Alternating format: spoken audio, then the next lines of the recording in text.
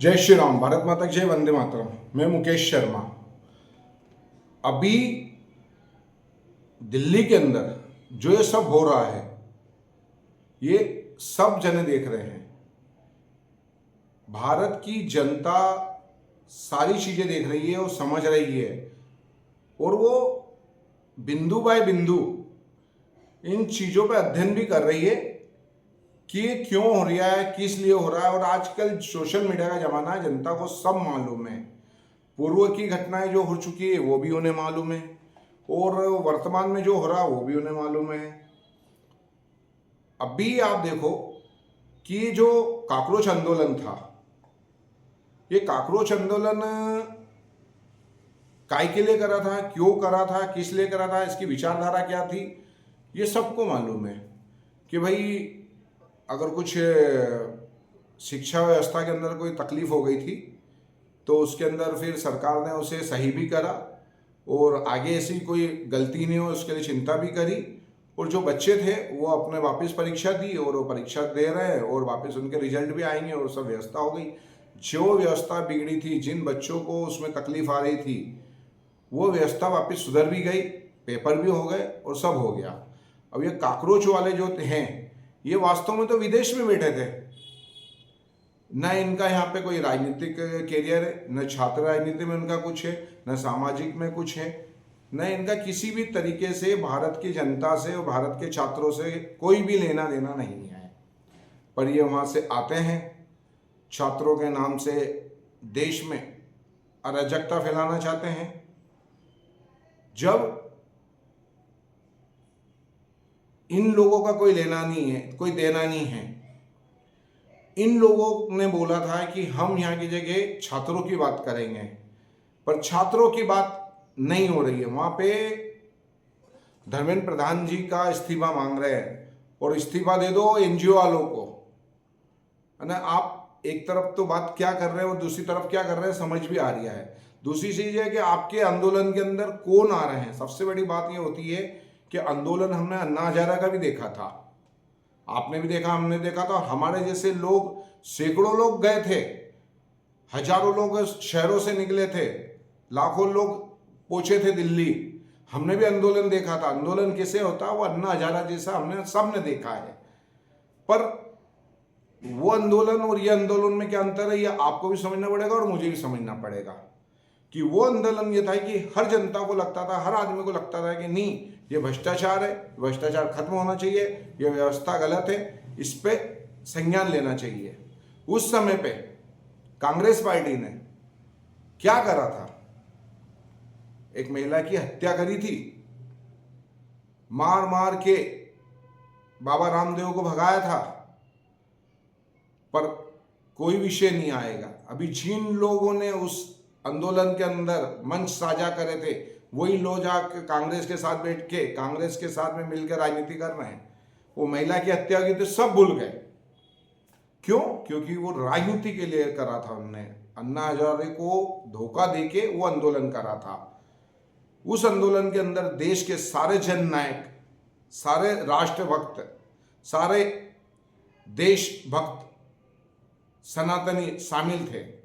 और ये एक आंदोलन है, इसमें देश के सारे दुश्मन, देश के जितने भी अनेकी एनजीओ है, अनेकी 33 लाख एनजीओ है, उस जो विदेशी फंडों पे पलते हैं, वो सब पहुंच गए, सब लग गए। कांग्रेस पार्टी चले गई। इसमें राजनीति का क्या था? इन लोगों ने बोला था कि भाई हम तो राजनीति नहीं करेंगे, फिर राजनीति को सब मंच साझा कर रहे हैं। जिनकी दुकान अभी तक नहीं चल रही थी, मोदी जी के सामने इनका कुछ भी नहीं हो रहा था, इनको लगा कि अब यही टाइम है। एक बात बता दूं, कांग्रेस ने तो एक महिला की हत्या भी कर दी थी, पर ये चाहते हैं, किसान आंदोलन में देखा था आपने कि लाल किले पे लोग चढ़ गए थे खालिस्तानी, और ये चाहते थे कि गोली चला दे, बस एक गोली चल जाए और एक मर जाए। इनको कोई मतलब नहीं है। उस समय भी इनने चाहा था कि एक गोली चल जाए। ये पथराव करते पुलिस पे, ये खालिस्तानियों का समर्थन लेते हैं, टुकड़े टुकड़े गैंग हैगी, ये कम्युनिस्ट, वामपंथी सब मिलके ये पथराव क्यों कर रहे हैं? क्यों ऐसी परिस्थिति कर रहे हैं कि लाल किले पे चढ़ रहे, पत्थर, पुलिस पे पथराव फेंक रहे, पुलिस को मार रहे, महिला पुलिस को मार रहे हैं? क्यों कर रहे हैं? ये चाहते हैं कि एक चक्कर कोई एक व्यक्ति मर जाए, कोई एक बार गोली का इसमें इस्तेमाल हो जाए। ये पूरे देश के अंदर आग लगाना चाहते हैं। किसान आंदोलन में सरकार ने बड़ी अच्छी तरीके से उसको ट्रीट करा, और जितना उनको करना था जनता ने सब देखा कि हाँ ये लोग कौन है, किसके सपोर्ट से कर रहे हैं, क्यों कर रहे हैं, जनता ने देखा। फिर उनको जो करना था उन्होंने वो करा भी सर जनता ने। इसी तरीके से अभी भी ये चाह रहे हैं कि उस तरीके का ये काम कर रहे हैं कि जान करते सारी वीडियो आ रही है इनकी कि क्या कर रहे हैं, कैसे कर रहे हैं, कौन लोग इनके साथ है, और जनता देख रही है कि ये चाहते हैं कि किसी भी बहाने से एक गोली चल जाए, एक आदमी मर जाए। इन्हें कोई मतलब नहीं बच्चों से, इन्हें कोई मतलब नहीं है देश की शिक्षा व्यवस्था सुधारने में, इन्हें कोई मतलब नहीं है। इन्हें सिर्फ भारत की राजनीति में स्थापित होना है। और एनजीओ के द्वारा जो विदेशी फंड दिया जा रहा है, जिनको जैसे विदेशी फंड आया था श्रीलंका के अंदर, बांग्लादेश में, उसके बाद में पाकिस्तान में, नेपाल में, ऐसा इनको फंड आता है एनजीओ को। और एनजीओ को ये जो विदेशी लोग हैं, जो दुश्मन हैं, वो उनको पुरस्कार भी देते हैं, कोई अवार्ड दे देते हैं। वही जैसे बांग्लादेश के अंदर दिया था जिसको हनुस, क्या नाम उसका, ऐसे हमारे यहाँ पे ये भी है। तो इनको अब ऐसा लग रहा है कि हम भी प्रधानमंत्री बन जाएंगे, यहाँ पे अस्थिरता पैदा कर दो, देश में आग लगा दो। कांग्रेस तो बहुत दिन से चाह रही है, 5-6 नेता और चाह रहे हैं। वास्तव में आप सोचो कि क्या ये छात्रों का आंदोलन है? छात्रों के आंदोलन की तो इसमें कोई बात ही नहीं है। इसमें सारे के सारे अराजक फैलाने वाले, जो जातिवाद से राजनीति करते हैं, जो जिनकी दुकानें बंद हो गई है, जो लोग अपने आप को सनातनी नहीं मानते हैं, जो हिंदू विरोधी है, जो देश विरोधी है, ये सब लोग एक हो गए। इनको एक प्लेटफॉर्म मिल रहा है, समय समय पे एक आंदोलन कर रहे हैं, देश में आग लगाना चाहते हैं, इनको मौका नहीं मिल रहा है। ये क्या सोच रहे हैं इसमें भी ये कामयाब हो जाएंगे? कहीं नहीं होंगे। इनको मोदी जी वो दवा डाल रहे हैं कि जो छिपे हुए दुश्मन हैं, ऐसे ये बाहर आ रहे हैं।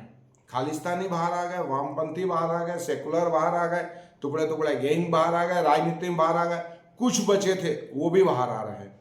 ये बाहर आके ये अपना चेहरा सही तरीके से बता रहे हैं जनता के सामने। फिर जब ये वोट मांगने जाएंगे, जनता इन्हें वोट नहीं देगी, तब ये कहेंगे कि वोट चोरी हो गई।